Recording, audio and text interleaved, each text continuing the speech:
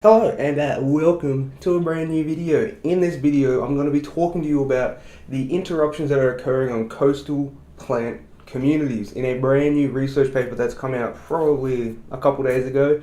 And before I get into the video, here's what I'm thinking. I'm going to be uploading videos probably once every 2 weeks. I'm doing this mainly because it's a lot easier, way easier for me to do that.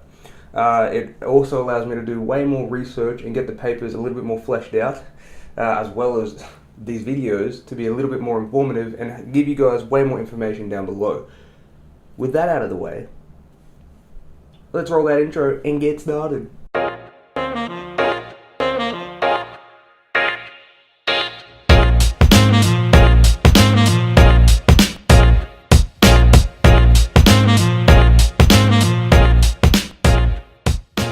New research has identified threats occurring from coastal inundation as well as human-induced climate change on coastal plant communities.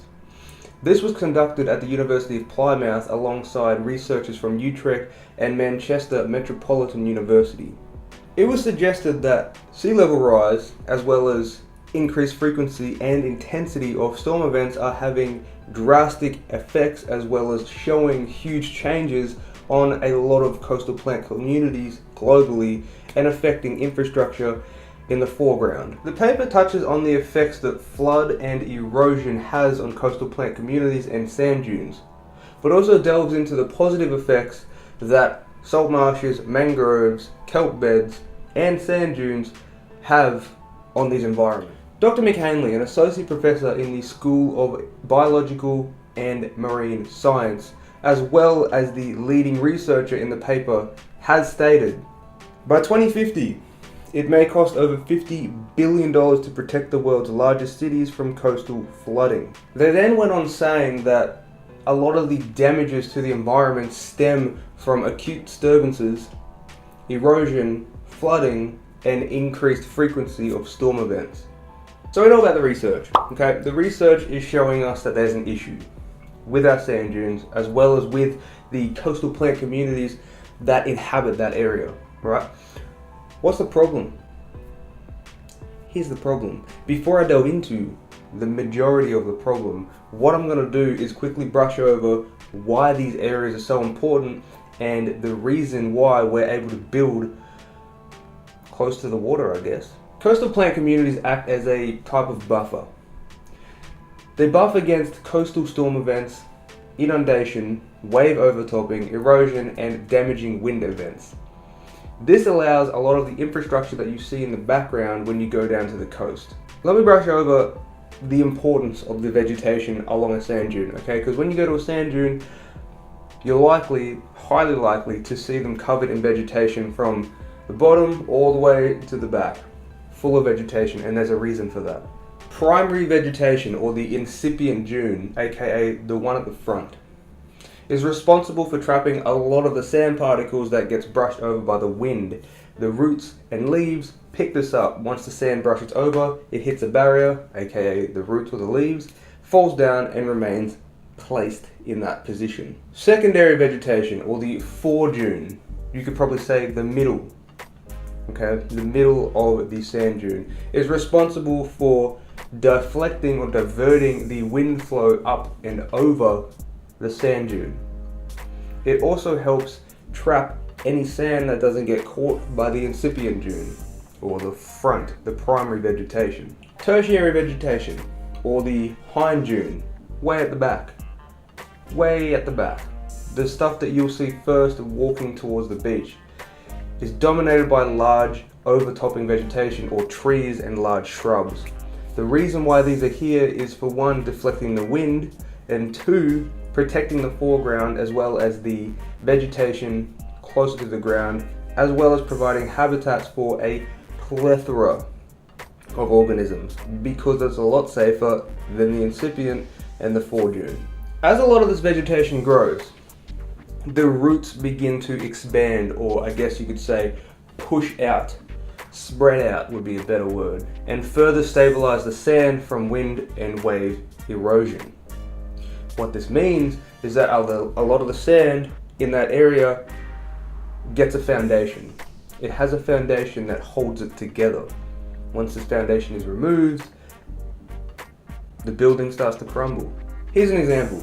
In the last 30 years, 75% of the Mediterranean coastal plant communities have been damaged or destroyed, either from human-induced, as in stepping over the sand dunes, stepping into the vegetation rather than walking around or using a path, 2, by increased global storm events and frequencies, 3, wind, 4, sea level rise or inundation.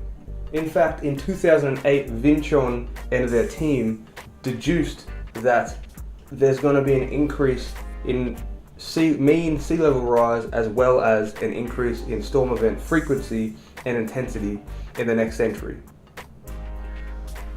We're starting to see that. The studies are starting to see an increase in storm frequencies and events as well as a mean sea level rise. Crazy how science works. So how does this affect us? You know the importance of the vegetation and you know the research that's going into it, okay? You know that there's an issue. How does this affect us? Here's where the problem lies. These environments are considered very, very fragile because small alterations can cause long-term changes to the environment itself. An example of that would be the recent storm events that occurred along the Gold Coast main beach regions in Australia. Last year there were major storm events as well as huge inundation and large winds which destroyed the incipient and some of the foredune along the beaches. I can chuck up a video, maybe if I find one, I doubt it, but I can throw up some images of that exact thing that occurred. It goes to show you how fragile these environments are from just a simple couple days of increased intensity storm events as well as large winds. It changed a lot. If these coastal plant communities are removed or destroyed, a lot of the foregrounding environments will have to adapt to the changes that would occur. And most of that will fall on us because the majority of people live closer to the shoreline than the majority of people that don't. And what this means is that a lot of the infrastructure and housing will be placed with erosion and high winds that we have not experienced before or that we cannot fathom. These conditions would ultimately change the landscape, living space and arrangement of a plethora of organisms for these said environments in the foreground that these dunes are trying to protect. Furthermore, many of the organisms that rely on the foredune, the incipient as well as the hind dune will have to relocate, adapt, survive or die to a shifting environment. Without these incredibly important environmental structures that we see along the coastline, a lot of these sand dunes that some people do take for granted because you see them every day, you see the vegetation every day, but you don't really understand what's going on.